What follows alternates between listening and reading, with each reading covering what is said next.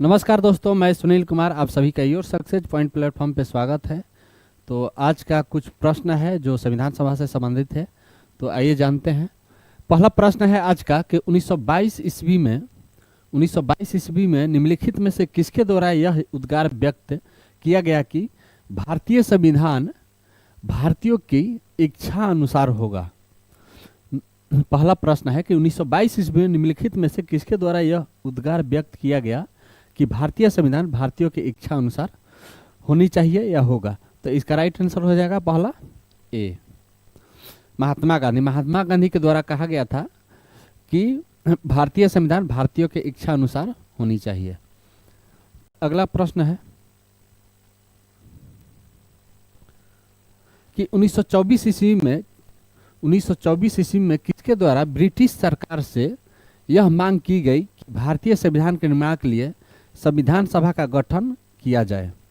तो इसका right answer हो जाएगा option number C, Motilal Nehru. अगला प्रश्न है संविधान सभा के विचार का औपचारिक रूप से प्रतिपादन किसके द्वारा किया गया। संविधान सभा के विचार का औपचारिक रूप से प्रतिपादन किसके द्वारा किया गया। तो इसका राइट आंसर हो जाएगा ऑप्शन नंबर सी, एम.एन. राय द्वारा। अगला प्रश्न है कि कांग्रेस ने किस वर्ष किसी प्रकार के बाह्य हस्तक्षेप के बिना भारतीय जनता द्वारा संविधान को निर्माण करने की मांग को लेकर प्रस्ताव पारित किया गया था। कांग्रेस ने किस वर्ष किसी प्रकार के बाह्य हस्तक्षेप के बिना भारतीय जनता द्वारा संविधान को निर्माण की मांग को लेकर प्रस्ताव पारित किया गया था। तो ऑप्शन नंबर हो जाएगा सी, 1936 ईस्वी में। अगला प्रश्न है कि 1938 में किस व्यक्ति ने वयस्क मताधिकार 1938 में किस व्यक्ति ने वयस्क मताधिकार के आधार पर संविधान सभा के गठन की मांग की। तो इसका राइट आंसर हो जाएगा option number B, Jawaharlal Nehru ने मांग की थी। अगला प्रश्न है संविधान सभा के गठन की मांग सर्वप्रथम 1895 में किसके द्वारा प्रस्तुत की गई। संविधान सभा के गठन की मांग सर्वप्रथम 1895 में किसके द्वारा प्रस्तुत की गई।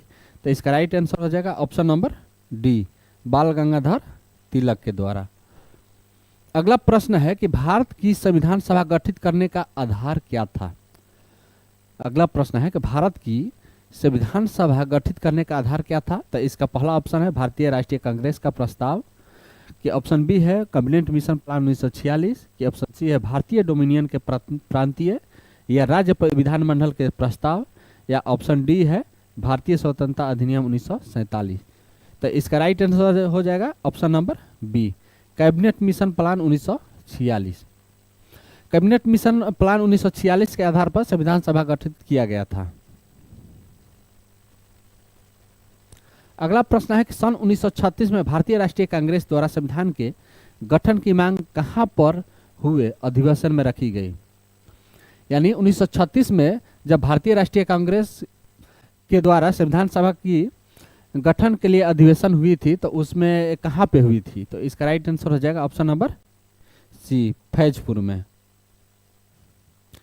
अगला प्रश्न है कि कैबिनेट मिशन योजना के अंतर्गत संविधान निर्मात्री परिषद में प्रत्येक प्रांत की आवंटित सदस्य संख्या निर्धारित करने के लिए एक प्रतिनिधि कितनी जनसंख्या के अनुपात में था।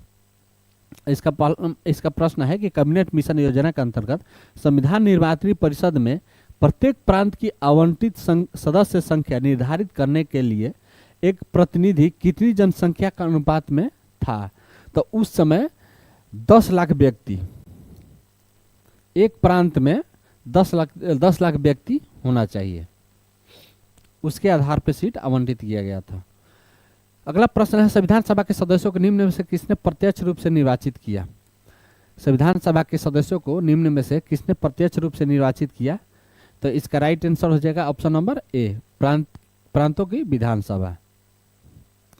अगला प्रश्न है संविधान सभा में किस प्रांत का प्रतिनिधित्व तो सबसे अधिक था। अगला प्रश्न है कि संविधान सभा में किस प्रांत का प्रतिनिधित्व तो सबसे अधिक था। तो इसका राइट आंसर हो जाएगा ऑप्शन नंबर डी, संयुक्त प्रांत का। अगला प्रश्न है कि संविधान सभा में किस देशी रियासत के प्रतिनिधि ने भाग नहीं लिया था। किस देशी रियासत के प्रतिनिधि ने भाग नहीं लिया था। तो इसका राइट आंसर हो जाएगा ऑप्शन नंबर सी, हैदराबाद। अगला प्रश्न है कि बी आर अम्बेडकर का संविधान सभा में निर्वाचन हुआ था। बी आर अम्बेडकर का संविधान सभा में निर्वाचन हुआ था, तो इसका राइट आंसर हो जाएगा ए, पश्चिम बंगाल से। अगला प्रश्न है कि मुस्लिम लीग ने किस कारण संविधान सभा का बहिष्कार किया था। मुस्लिम लीग ने किस कारण संविधान सभा का बहिष्कार किया था, इसके बहिष्कार करने का कारण क्या था, तो इसका राइट आंसर हो जाएगा ऑप्शन नंबर सी। मुस्लिम लीग मुस्लिमों के लिए एक अलग संविधान की मांग की थी, यानी मुस्लिमों के लिए एक अलग संविधान सभा चाहता था, इसीलिए संविधान सभा का बहिष्कार किया था। अगला प्रश्न है संविधान सभा का चुनाव निम्न में से किस आधार पर हुआ। अगला प्रश्न है कि संविधान सभा का चुनाव निम्न में से किस आधार पर हुआ था। पहला है समान मताधिकार, दूसरा है सर्व मताधिकार, तीसरा है सीमित मताधिकार, कि चौथा है वर्गीय मताधिकार। तो इसमें राइट आंसर हो जाएगा ऑप्शन नंबर डी, वर्गीय मताधिकार के आधार पे। अगला प्रश्न है कि संविधान के सदस्य प्रतिनिधि थे। संविधान सभा के सदस्य प्रतिनिधि थे, जनता द्वारा प्रत्यक्ष निर्वाचित थे, कि जनता द्वारा अप्रत्यक्ष निर्वाचित थे, कि गवर्नर जनरल द्वारा मनोनीत थे, कि कांग्रेस और मुस्लिम लीग द्वारा नामांकित थे। तो इसमें राइट आंसर हो जाएगा बी, जनता द्वारा अप्रत्यक्ष निर्वाचित थे। अगला प्रश्न है भारतीय संविधान को किसने बनाया। भारतीय संविधान को किसने बनाया, संविधान सभा ने बनाया, कि ब्रिटिश संसद ने बनाया, कि भारतीय संसद ने बनाया, कि गवर्नर जनरल ने बनाया। तो इसका राइट आंसर हो जाएगा ऑप्शन नंबर ए, संविधान सभा ने बनाया। अगला प्रश्न है कि भारतीय संविधान सभा की स्थापना कब हुई। अगला प्रश्न है कि भारतीय संविधान सभा की स्थापना कब हुई। तो इसका राइट आंसर हो जाएगा ऑप्शन नंबर बी, 9 दिसंबर 1946 को संविधान सभा की स्थापना हुई थी। अगला प्रश्न है कि संविधान सभा का प्रथम अधिवेशन कहाँ हुआ था। अगला प्रश्न है कि संविधान सभा का प्रथम अधिवेशन कहाँ हुआ था। तो इसका राइट आंसर हो जाएगा ऑप्शन नंबर डी, दिल्ली में। अगला प्रश्न है कि संविधान सभा के उद्घाटन अधिवेशन की अध्यक्षता किसने की थी। अगला प्रश्न है कि संविधान सभा के उद्घाटन अधिवेशन की अध्यक्षता किसने की थी। तो इसका राइट आंसर हो जाएगा ऑप्शन नंबर बी, सच्चिदानंद सिन्हा ने। अगला प्रश्न है कि संविधान सभा का पहला सत्र हुआ था।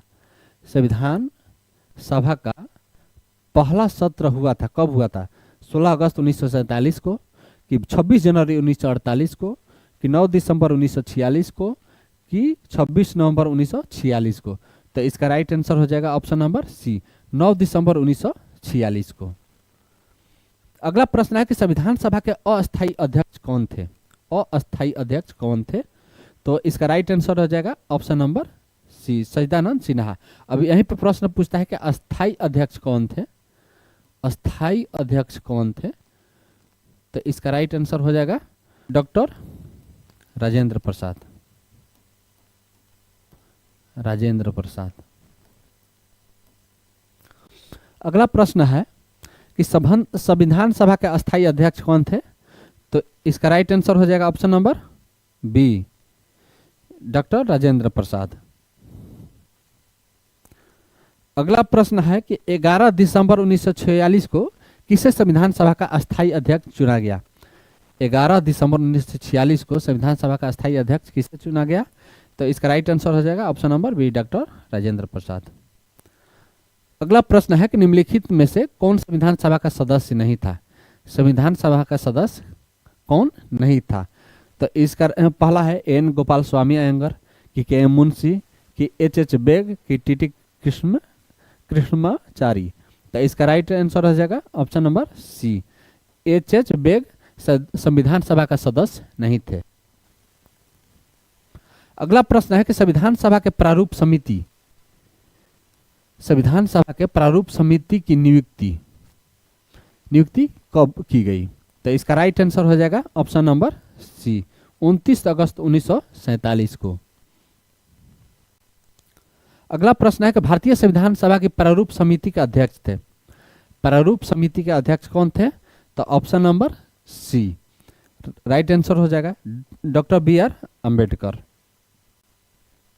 अगला प्रश्न है कि संविधान सभा की प्रारूप समिति के समक्ष प्रस्तावना का प्रस्ताव किसने रखी?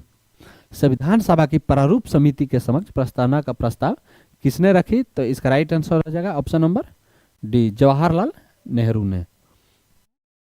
कि संविधान सभा में उद्देश्य प्रस्ताव, संविधान सभा में उद्देश्य प्रस्ताव किसने प्रस्तुत किया? तो इसका राइट आंसर हो जाएगा option number D, Jawaharlal Nehru. यहीं पे प्रश्न समाप्त हुआ। और दोस्तों, अगर वीडियो अच्छी लगी हो तो वीडियो को लाइक करें, सब्सक्राइब करें और ज़्यादा से ज़्यादा शेयर करें और कमेंट में ज़रूर बताएं कि वीडियो आपको कैसी लगी। जय हिंद।